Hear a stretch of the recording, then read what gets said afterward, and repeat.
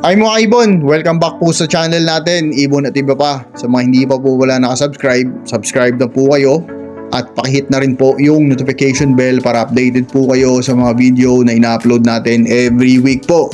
At pakifollow na rin po yung FB page natin na Ibon at iba pa, kasi minsan dun po tayo nag-upload ng mga update natin mga kaibon. Okay? Ngayong week na to mga kaibon, napakaganda nung topic natin, napaka-interesting ng topic natin ngayong week na to mga kaibon. At ang pamagat ng topic natin mga kaibon is top 1 to 10 na mutation na mabenta pa rin. Napakaganda nito mga kaibon para makita natin kung ano nga ba yung mga ibon na mabenta pa rin sa panahon ngayon. May disclaimer dito, may dalawang mutation tayo na hindi sinama. Ito yung mga mutation na mga medyo bago pa, pero yung iba dito mga nasa 3 years nasa Pilipinas, kaya sinama na natin dito mga kaibon. Okay mga kaibon? At syempre bago natin i-discuss yung napakagandang topic natin, magsa-shoutout muna tayo sa mga kaibon nating walang sawang sumusuporta sa channel natin. Okay mga kaibon, syempre bago tayo mag-umpisa sa mga napakagandang topic natin, mag-shoutout muna tayo sa mga kaibon nating walang sawang sumusuporta sa channel natin, kasi dahil po sa inyo nagpapatuloy po tayo mag-upload ng video every week po mga kaibon. Shoutout sa PPSM Birds Incorporated, paabang-abang po ito mga kaibon. Layunin po nito na makatulong at mapadali yung shipment natin dito sa Pilipinas po and internationally sana in the future. Shoutout din kay Sir Dicky Lennon po. Salamat Sir Dicky sa pagtiwala sa YFO Paino Project tsaka sa Aqua Paino Project. Sana paparami niyo sila. Maraming salamat po sa pag-avail po.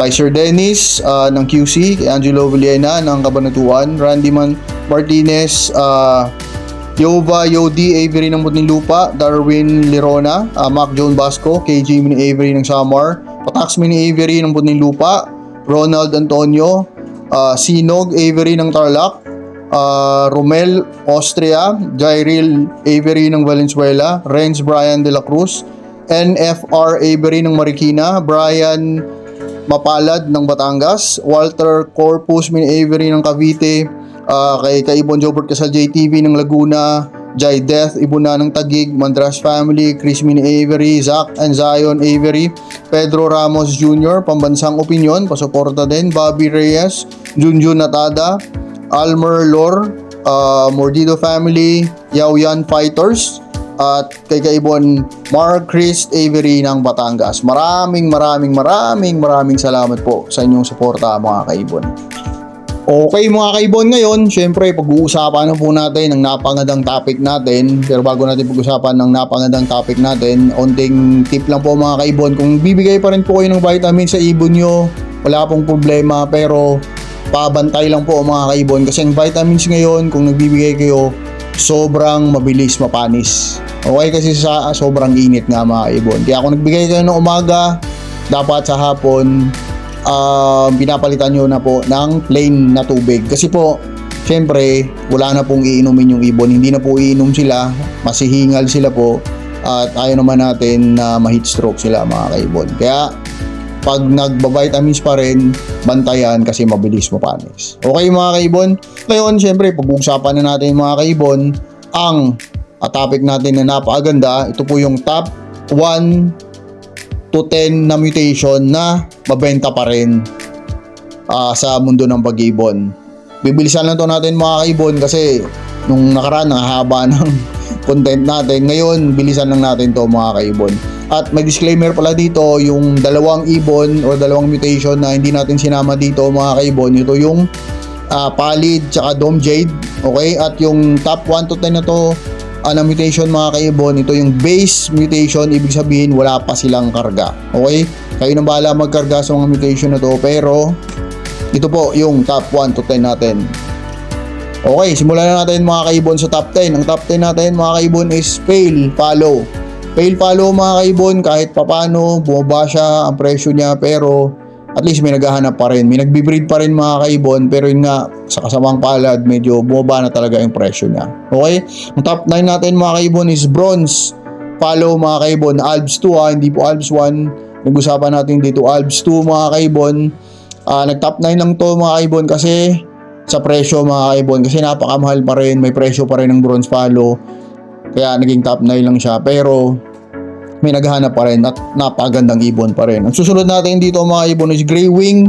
Ang Grey Wing sumikat tapos bigla rin bumagsak mga kaibon kaya nasa top 8 na rin siya mga kaibon. Susunod dito is siyempre dilute. Mga dilute kahit papano mga kaibon nasa top 7 pa rin siya kasi may naghahanap pa rin, sinasalpak pa rin sa mga bagong mutation natin ngayon, kinakarga pa rin doon kaya kahit pa paano nasa top 7 pa rin siya mga kaibon. Ang top 6 natin mga kaibon, magugulat kayo kahit pa paano ang top 6 na to mga kaibon is marami pa rin talagang naghahanap mga kaibon kasi maganda pa rin naman talaga yung ibon na to at yung presyo niya medyo okay pa rin.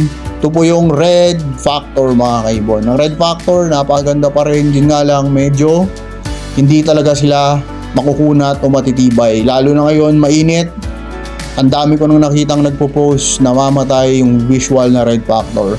Sa Red Factor po, ang sikreto dito, mabreed nyo dapat kagad. Kasi pag hindi nyo breed kagad, baka po hindi nyo na mabreed. Okay? Susunod dito is napakagandang mutation. Isa sa paborito ng kaibigan nating mutation. PSL o Pale Faded mga kaibon. Ang Pale Faded, napakaganda pa rin. Sinasalpak pa rin o kinakarga pa rin sa mga mutation ng mga bago ngayon kaya mabili pa rin siya kasi napakalinis ng Pale Faded mga kaibon, napakalinis ng ulo ng mga ibon na to, napaka-stable pagka nakargahan ng Pale Faded. Okay, ang susunod syempre ito, napakaganda to, napaka-controversial na mutation pero syempre top 4 siya kasi sobrang dami pa rin naghahanap nito kasi kinakarga din siya sa mga bagong mutation ngayon na naglalabasan mga kaibon. Okay? Siyempre, ang pang-apat is Dan Follow mga kaibon. Ang Dan Follow mga kaibon, in demand pa rin. Sobrang dami pa rin naghahanap. May buying pa rin. Nakaraan, may buying ng Dan Follow mga kaibon. Kaso hanap nila kak. Mapa-yiwing man yan. Okay lang yan kasi binibili pa rin mga kaibon. Okay, Dan Follow, top 4 po natin. Siyempre, yung top 3 natin is Aqua. Siyempre, yung Aqua, grabe, napakaganda pa rin. Lalong-lalo na ngayon, yung mga bagong naglalabasan mga Aqua homozygote na. Grabe, napakaganda mga kaibon. At alam ko, binabangga na rin to sa susunod na mutation na sasabihin natin na ito yung pang top 2 na mutation mga kaibon. Ang pang top 2 na mutation natin ngayon mga kaibon, siyempre, walang iba ang yellow face kasi napakaganda talaga ng yellow face mga kaibon. Kung nakikita nyo sa mga videos na ina-upload natin mga kaibon, yung yellow face, di ba? Grabe, ang lilinis, ang gaganda. Siyempre, kung may mga bahid na yellow face, okay lang naman yun mga kaibon kasi sa pagdaan ng breeding, true breeding mga kaibon, napapalinis natin, nakakarga ng G-wing o nakakarga ng pastel, lilinis at lilinis at lilinis din talaga ang yellow face. Ang napakaganda sa yellow face kasi sa green series, pero ngayon sa par blue, sa blue series, kinakarga na rin nila kaya susubukan din natin yun mga kaibon. Pero itong yellow face top 2 na mabili pa rin talaga, mabenta pa rin at sobrang dami pa rin naghahanap nito sa market mga kaibon. Okay? At syempre ang top 1 natin mga kaibon, sobrang tagal na ng mutation na to. Sinubok na ng panahon mula noong unang panahon pa, 10 years ago, 12 years ago. Andito na to, malupit na ng mutation to. Bumagsak din siya pero bumabalik pa rin.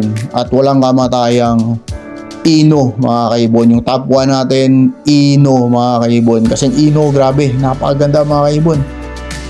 Kinakarga po to sa lahat ng bagong mutation ngayon mga kaibon. Ang Ino kinakarga sa yellow face, ang Ino kinakarga sa Aqua. Kaya kung ako sa inyo mga kaibon, hindi ka magkakamali dito sa top 1 to 4. Ikaw na po bahala. Maghalo-halo ng kargang yan. Ang Dan, pwede mo ikarga sa Aqua. Ang Dan, pwede mo karga sa YF. Ang Ino, pwede mo karga sa YF. Ang Aqua, pwede mo karga sa Ino.